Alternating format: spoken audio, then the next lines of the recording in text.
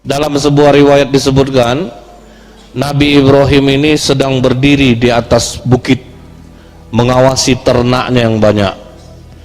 Saking banyaknya ternak Nabi Ibrahim itu, dia tidak bisa lagi mengawasinya di daratan, harus naik ke atas bukit. Nah, di atas bukit itulah diawasi ternaknya, pengembalanya diawasi oleh Nabi Ibrahim. Sedang mengawasi ternak, tiba-tiba datang orang tua laki-laki, didekatinya Nabi Ibrahim. Wahai Tuan, ya, saya ini musafir yang kehabisan bekal. Bolehkah saya meminta 1 ekor ternak Tuan untuk bekal makan saya di jalan? Apa kata Nabi Ibrahim? Bapak cukup mengucapkan subuhu kudus rabbuna wa rabbul malaikati waruh 1 kali aja, ambil 1/3 ternak yang saya punya. Kaget bapak ini. Jadi Nabi Ibrahim itu kaya, tapi kekayaannya tidak masuk ke jantungnya, hanya sampai di genggaman saja. Nah, kemudian Nabi Ibrahim katakan lagi kepada bapak ini, kalau bapak ulangi sekali lagi Pak, udah Pak, ambil separuhnya aja ternak saya nih. Makin kagum bapak ini. Waduh, ini kaya tetapi kok dermawan banget ya, kok nggak ada hitung-hitungannya. Akhirnya apa kata bapak ini? Ibrahim, sebenarnya aku ini adalah Jibril. Aku turun untuk mengujimu. Pantaskah engkau menjadi Khalilullah atau tidak? Pantas tidak kau menjadi teman dekat Allah? Ternyata pantas. Walaupun kau kaya, Allah lebih tinggi di hatimu daripada kekayaanmu. Aku kembalikan lagi ternak yang telah kau berikan tadi kepadaku. Apa kata Nabi Ibrahim? Sekalipun aku sekarang tahu bahwa engkau adalah Jibril, aku tidak akan mengambil lagi sesuatu yang telah aku beri atas nama Allah. Tidak mau diambil. Dia berikan semua, ambillah. Tapi akhirnya yang sudah diketahui bahwa ini Jibril, tetap Nabi Ibrahim akhirnya berikan kambing itu untuk orang-orang miskin. Begitu datang masa berkurban, Nabi Ibrahim tidak tanggung-tanggung kurbannya. Jadi dalam riwayat disebutkan Nabi Ibrahim itu berkurban sendirian 300 ekor sapi, 100 ekor onta, 1000 ekor domba. Itu sendirian aja. Coba kalau sapi 15 juta kali 300 ekor sudah berapa miliar? Kambing 1 juta, 2.500.000 kali 1000 sudah berapa miliar? Onta 23 juta kali 100 sudah berapa miliar? Santai aja, sendirian aja, nggak ada bantuan siapa-siapa. Jadi makanya kalau kita mengkaji sejarah seperti ini, membuat kuat jiwa kita, membuat tawaduk gitu ya. Waduh, belum seberapa kita lagi. Nah, Nabi Ibrahim berkurban sebanyak itu. Dengan kurbannya yang banyak, apa yang terjadi di masyarakat? Banyak yang memuji, banyak akhirnya yang memuji Nabi Ibrahim. Makanya hati-hati dengan pujian. Apa kata Rasulullah? Jika kalian dipuji dengan sesuatu yang tidak ada pada diri kalian, berdoalah kepada Allah, ya Allah, jadikanlah aku seperti yang dia sangkakan. Itu satu. Yang kedua, ambil segenggam pasir, lemparkan ke muka orang yang memuji. Yang ini jangan diamalkan. Jadi apa kata masyarakat? Sungguh dermawan engkau Ibrahim, sebanyak ini kau berkurban, sedikit pun tidak ada guratan kesedihan di wajahmu. Tidak ada manusia yang bisa mengalahkan kedermawananmu Ibrahim. Tidak akan pernah ada manusia sedermawan engkau. Apa kata Nabi Ibrahim? Kurban sebanyak ini belum seberapa bagiku. Kena ketika dipuji. Kurban sebanyak ini belum seberapa bagiku. Andaikan Allah mengaruniakan aku anak laki-laki, kemudian diperintahkan Allah aku menyembelihnya, aku menyembelih anakku itu untuk Allah. Kenapa Nabi Ibrahim berani ngomong seperti itu? Karena dia sudah yakin tidak akan punya anak. Umur sudah 86 tahun, tidak mungkin lagi punya anak. Makanya berani ngomong seperti itu. Ini pelajaran besar untuk kita. Hati-hati kalau bicara. Nabi Ibrahim sudah lupa dia dengan kata-katanya. Dia sudah lupa dengan kata-katanya. Dalam surah As-Saffat apa kata Allah? Wa qala inni dzahibun ila rabbi sayahdin. Nabi Ibrahim ditengoknya orang punya anak, main sama anak. Apa kata Allah? Sesungguhnya aku harus pergi, kata Nabi Ibrahim, kepada Tuhanku, dia akan memberikan petunjuk kepadaku. Pengen betul punya anak, karena udah lama tidak punya anak, pengen punya anak. Akhirnya Nabi Ibrahim berdoa. Apa doa Nabi Ibrahim untuk mendapatkan anak? Rabbi habli minas solihin. Dia ulang-ulang doanya tadi, Rabbi habli minas solihin, Rabbi habli minas solihin. Akhirnya dijawab oleh Allah, fabasyarnahu bigulamin halim. Aku karuniakan kau anak yang sabar dan penyantun. Jadi kan dari Siti Sarah tidak punya anak. Umur Siti Sarah juga sudah cukup tua, tetapi kecantikannya masih kalah perempuan-perempuan muda. Maka Siti Sarah bicara kepada Nabi Ibrahim, wahai Ibrahim, kita sudah lama berumah tangga, tapi kita belum juga mendapatkan anak. Bagaimana kalau kau menikah saja dengan Hajar? Rencana Siti Sarah hanya sekedar basa-basi, mengetes-ngetes gitu, karena dia yakin rasanya Nabi Ibrahim tidak akan mau nikah dengan Siti Hajar, karena Siti Sarah ini cantik walaupun dia sudah tua. Rupanya dipelurus oleh Nabi Ibrahim. Iyalah kalau gitu, udah terlanjur ngomong, mau diapakan lagi.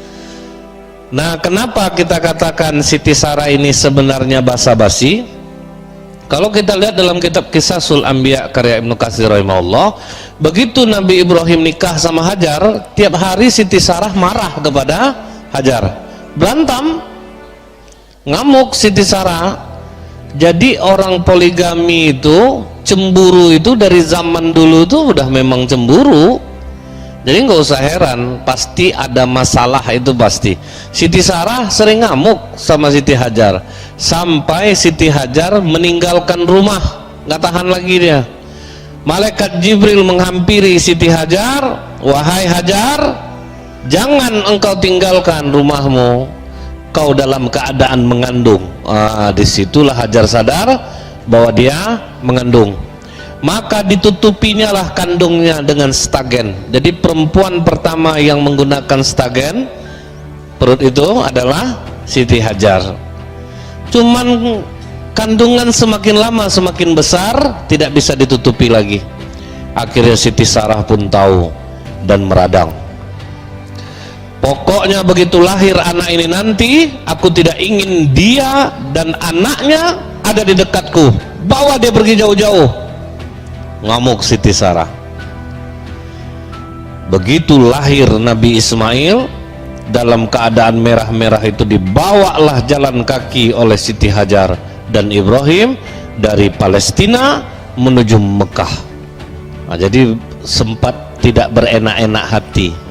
Jadi sempat berantem. Di dalam Al-Quran dikatakan Allah, falamma balagha ma'u sa'ya, maka ketika Nabi Ismail ini sudah berumur cukup, ada yang mengatakan 7 tahun, ada yang mengatakan 13 tahun, tanggal 8 Tarwiyah Nabi Ibrahim tidur di Mina. Waktu tidur itu datanglah mimpi, wahai Ibrahim, tunaikan nazarmu, sembelih anakmu sebagaimana yang pernah engkau ucapkan dulu. Tidak. Wah, tuh ya, tersentak, bangun. Ini pasti dari setan. Ini dari setan, tidak mungkin dari Allah. Tapi aku rasanya pernah ngomong seperti ini dulu. Dilihat Nabi Ismail kecil dipeluk oleh Nabi Ibrahim. Sambil menangis, tertetes air mata sang ayah ke tubuh anaknya. Nabi Ismail pun terbangun. Ayah, kenapa kau menangis? Tidak, nak, ayah sangat mencintaimu. Dipeluk oleh Nabi Ibrahim. Ini pasti mimpi buruk, mimpi dari setan.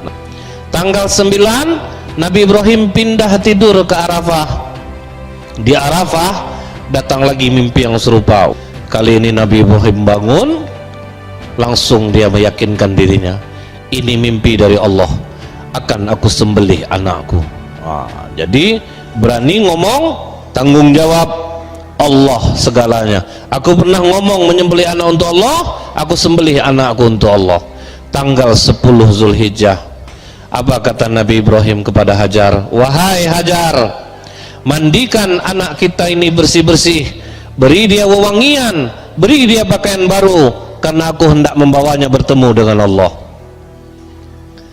Jadi sejarah pakaian baru itu adalah hari raya Idul Adha. Sambil menunggu anak dimandikan, Nabi Ibrahim mengasah pisau sampai tajam. Pisau sudah serasa tajam, anak sudah selesai dimandikan, beri wewangian, kasih pakaian, maka anak ini dibawa jalan menuju Mina. Di saat itulah iblis goncang, langsung broadcast rapat mendadak, share, ngumpul iblis semuanya. Ada yang nggak pakai baju jadinya tersangkut sini, ngapa apa nih buru-buru kali ini? Kita nih ada proyek besar. Apa proyek besarnya? Kalian ingat kita dulu gagal merayu Nabi Ayub. Jangan sampai gagal kita merayu Ibrahim, agar jangan dia sembelih anak kandungnya sendiri. Siap? Siap Tuhan. Tapi bagaimana caranya Tuhan? Kalian dekati Hajar, karena kalau seorang ibu tahu dia anaknya akan disembelih, pasti dia ngamuk.